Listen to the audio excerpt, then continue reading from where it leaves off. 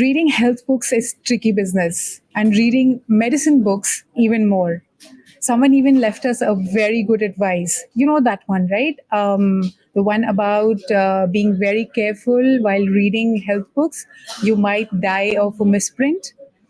Hi, this is NDTV, and I'm Shruti Kohli, your host on this very literary show. This book, When the Drugs Don't Work, is not about misprints, but it is most definitely about medicines, about antibiotics, and how you need to be really careful while using them. Now I know that you really don't want to mess around with these guys. So I decided to call upon the author. He's the expert, the antibiotic expert, a microbiologist. Please welcome Anirban Mahapatra. Hi, Anirban. So, how are the superbugs today? Still really, really scary? So, first of all, thank you for having me on your show and for inviting me to talk about this important topic. So, first, I want to mention what superbugs are. So, uh, almost 100 years ago, antibiotics were first discovered, and since then, we have made tremendous strides in defeating a number of bacterial diseases. Almost at the same time, so when Alexander Fleming made his discovery of the first antibiotic penicillin, he noted, and this is in his Nobel Prize speech, that resistance was coming. So it's been a fight to keep up with bacteria and to prevent them from causing more harm.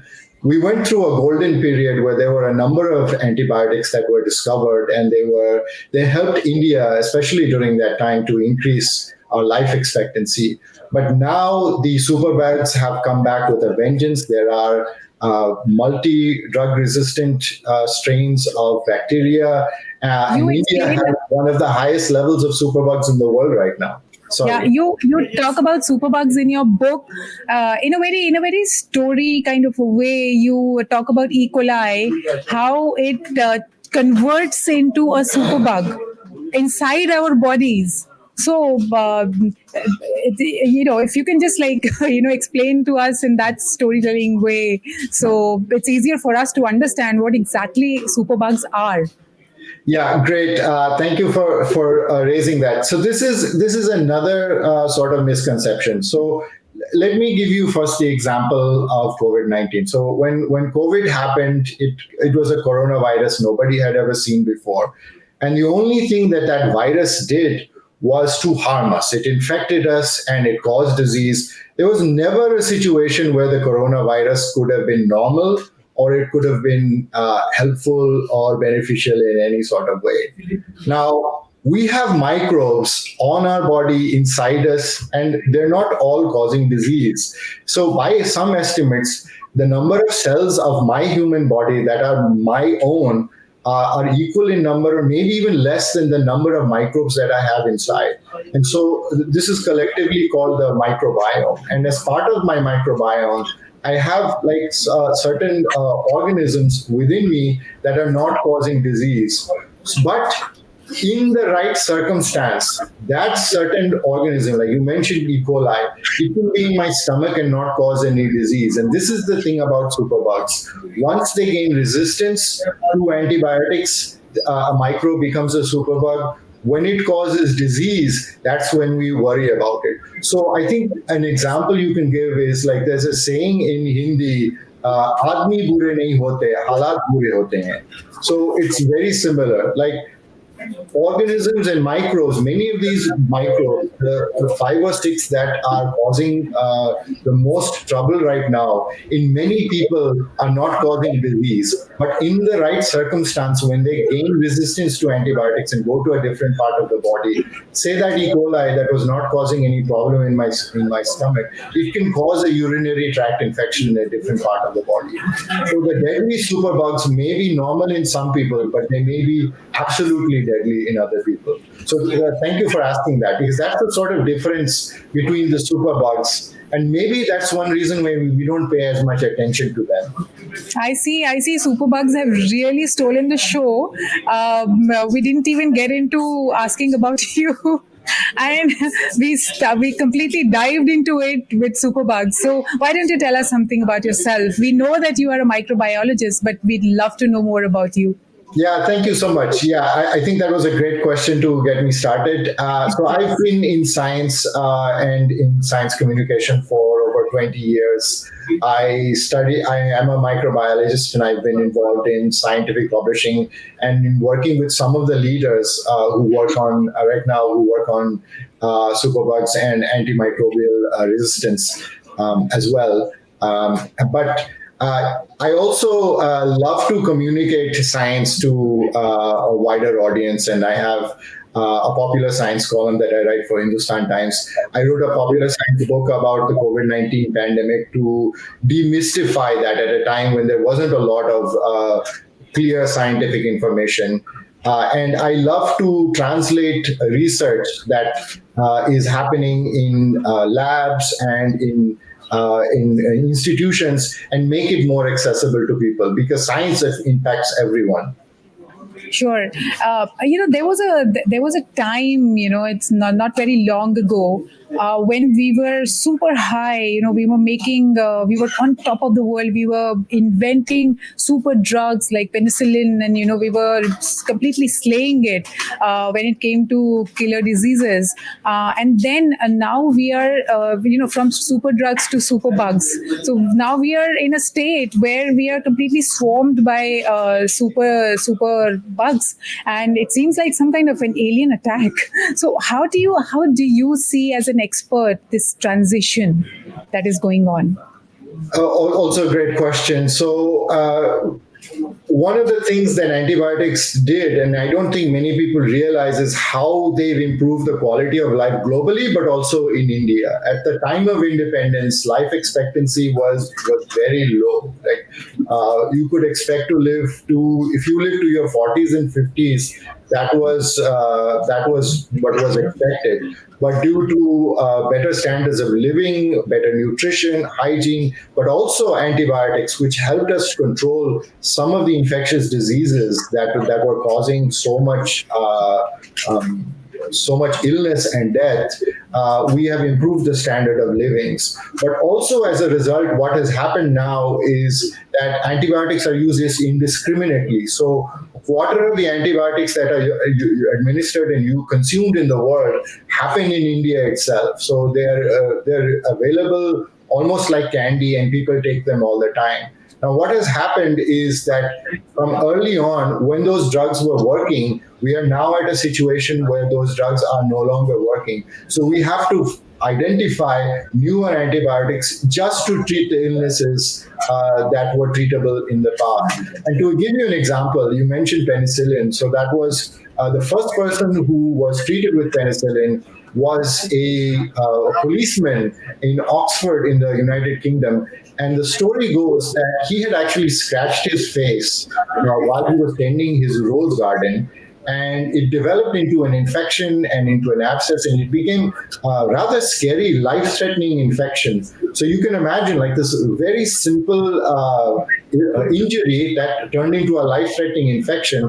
And at that point, penicillin was absolutely new. It wasn't commercially produced, and it was given to him, and he made a remarkable recovery. However, they ran out of penicillin because it was not produced commercially, and they had to resort to extracting some of the penicillin that he was not absorbing, and it was in his urine, and gave it back to him. Because even when they ran out of that, he died. So the worry here is now that we will be in a post-antibiotic world where minor injuries and surgeries such as C-sections or even treatments for cancer and other things become deadly because we no longer have the antibiotics that were working. Because all of the easy antibiotics that we had, we've already used them up. Right. You also mentioned that it's pretty easy to make an antibiotic.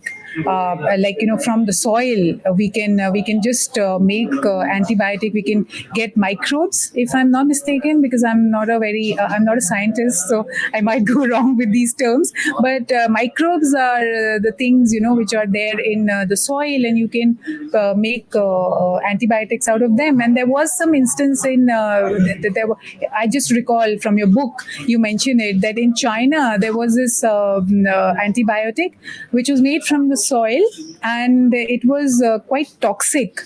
So it went out of use, but then again it's back now because superbugs. Scientists are finding it very difficult to deal with superbugs. So how do we see this? Because toxic antibiotics coming back for use for ordinary people, that is also not good news. I mean, Yeah. it's bad news.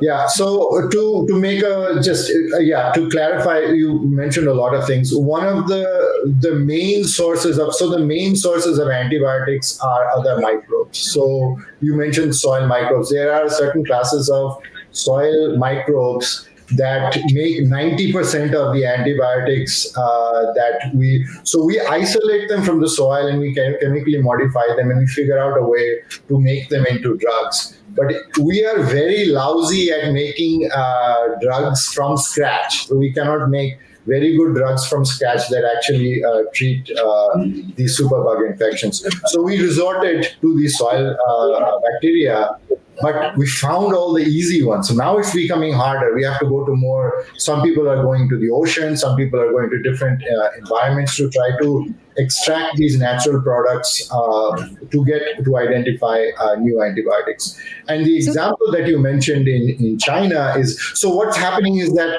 all of the antibiotics that we're identifying, there are now superbugs that are resistant to them.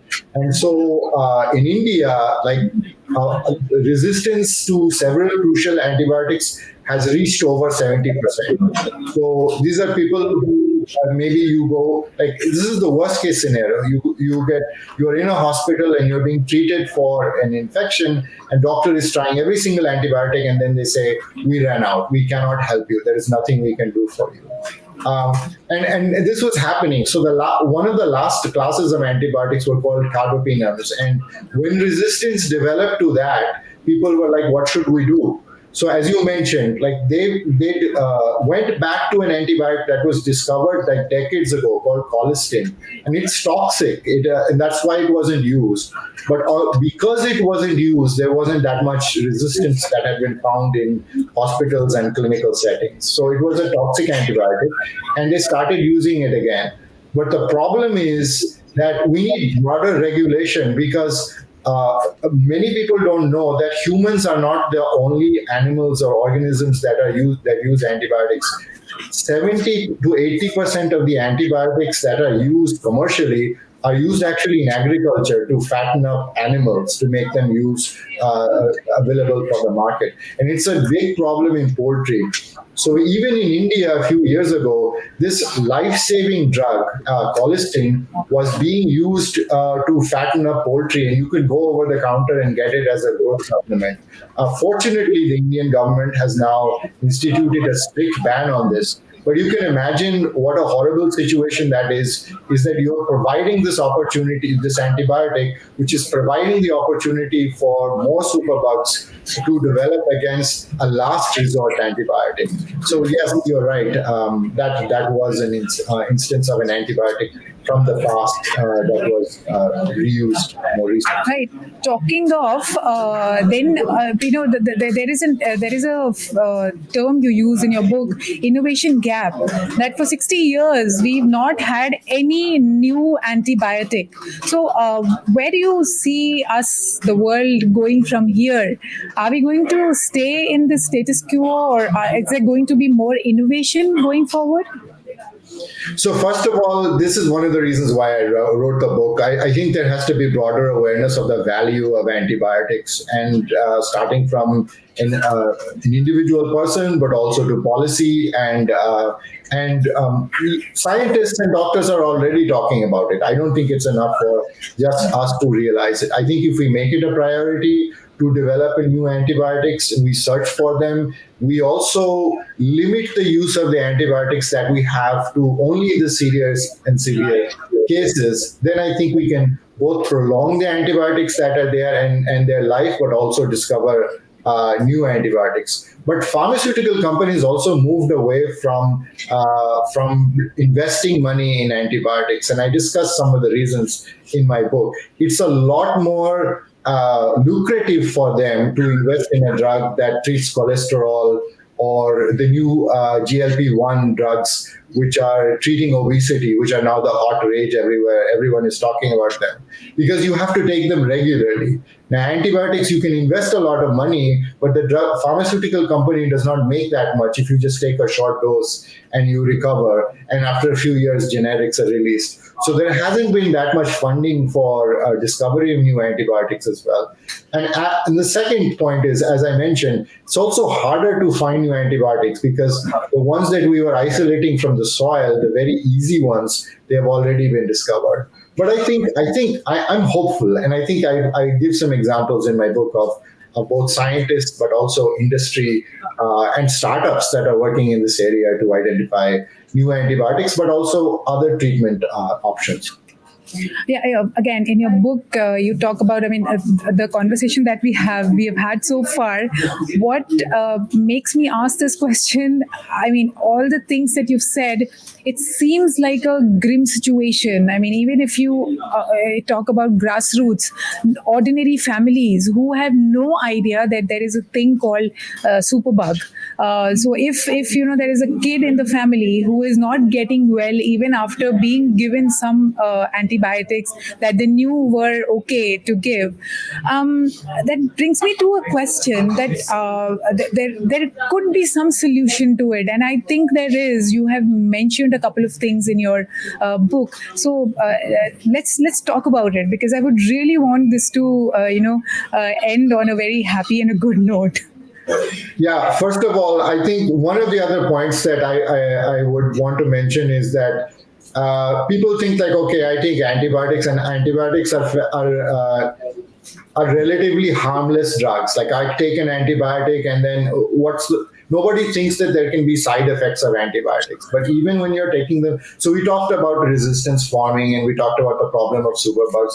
But even if you personally take antibiotic and it's not directly prescribed to you by a physician for a bacterial infection, you are harming the bacteria in your own body that are responsible for your proper and good health. And if you continue and repeatedly take antibiotics, you can face severe health issues yourself. So you should never prescribe these antibiotics. So as we found out, I think if humanity puts its head together to try to solve a problem, then definitely it can be done. And it starts with actually very low-tech solutions. A lot of the reasons that we take antibiotics are because we have a high burden of infectious diseases. And the way we can reduce that is actually improving our sanitation and hygiene. It's a very low-tech solution. Even like hand washing, which like we were talking about during the COVID-19 pandemic. I think there is a lot more awareness of that. So definitely in clinical settings, but outside, hand washing, improving sanitation, all of these things can reduce their disease burden.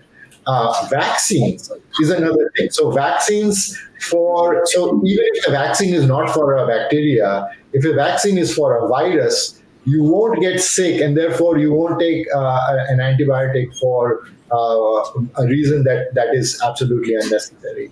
And then sorry, please. Sorry, sir. No, please go ahead. And then there is these new ways of developing antibiotics as well, but non-antibiotic treatments are also coming up. And I think one of the most exciting is phages, which is using viruses to, in very specific cases of where antibiotics are not working, to use viruses that are tailored towards these bacteria. So viruses don't only infect us. This is a common misconception. Viruses attack every single form of life, including bacteria. So if you can identify a virus that actually kills the bacteria that is causing your disease, then you can use that as a treatment option. And this is not a new idea, but it fell out of favor because of many reasons. One is antibiotics were so cheap and easy to make.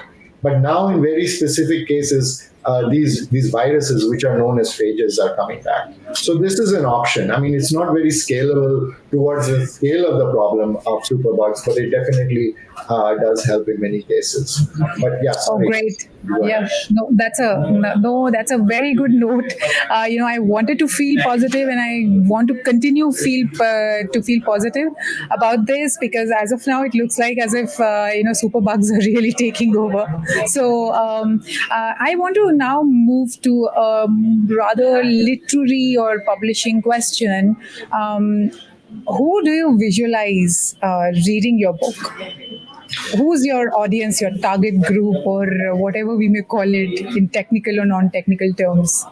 Yeah, so this is great. I did not write this book for physicians or other scientists or other people who already know about this. And so, as you were reading the book, I hope you also noticed I tried to keep technical terms as limited as possible. I didn't even use like commonly it's called AMR, and it's like antimicrobial resistance. I didn't even use that term for that specific reason, that I didn't want to go into jargon. So I wanted to write this for a person who is interested in their health. And so there would be some health perspectives, but also some broader aspects as well. So this is, I'm sure someone who is involved in policy would find some interesting pieces in it. But this is generally to raise broader awareness among people, because as we were discussing, we hear about superbugs, but first of all, we need to put it into the broader context. And I think that's what a book allows. It allows someone to go into detail about how this problem occurred, and what we can do about it. So, because it is a hidden or silent pandemic, and it's right now it's causing 3 lakh deaths in India every year. But soon, if we don't do anything about it, will cause more deaths than COVID-19 and cancer.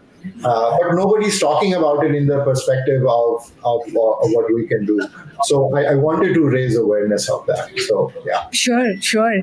And your book is going to go a long way into it to do that. A connected question: how are you planning to market the book? Because it's a niche book. It's a niche within a niche. So how are you planning to market? Even normal fiction books are not very easy to market as such. People get books published, but then later on, marketing becomes really, it's difficult. Let's accept it. So what is your marketing strategy for your book? So first of all, I have an amazing publisher with Jagannath, and I know they reached out to you, and so I appreciate the opportunity to talk about this book and to talk about the message. I think the message itself is very clear and very strong. You are right that we are in a time right now, especially after a pandemic, and in a time where there may be a little bit of reticence to talk about these specific issues, health issues, and then issues that are more related to science. But I think the pitch that I'm making is that this impacts you, this impacts your health, and as I've been writing my own science columns as well, I found that if there is a compelling hook to the common person, then it becomes a little bit easier to market. So I definitely intend to use my channels, and thank you for your channel as well. But just to get the word out, and at the end of the day, I think. Books are not for everyone, but they're a great authoritative source from which we can have that conversation and also take a deeper dive. So this is I would say this is the beginning of the journey, and we'll definitely reach out to as many people as I can to get the word about the problem, because it is. Yes, it's a topic of a book, but this is a topic that's bigger than a book. And I don't think like one book or one piece or one article will solve this. So we should continue to have this conversation. Yes, of course. And books are a great way of starting conversations, and conversations can go on for ages when they come from books. So, great. It was nice talking to you. So, people, let's not be clingy when it comes to antibiotics. Let's give them their space, because they'll work best when you let them do whatever they are meant to do. Thank you so much for watching, and thank you, Anirban, for being here with us. Thank you for your time. And I wish you all the luck for your book. Thank you, Shruti, and it was a pleasure talking to you today. Thank you.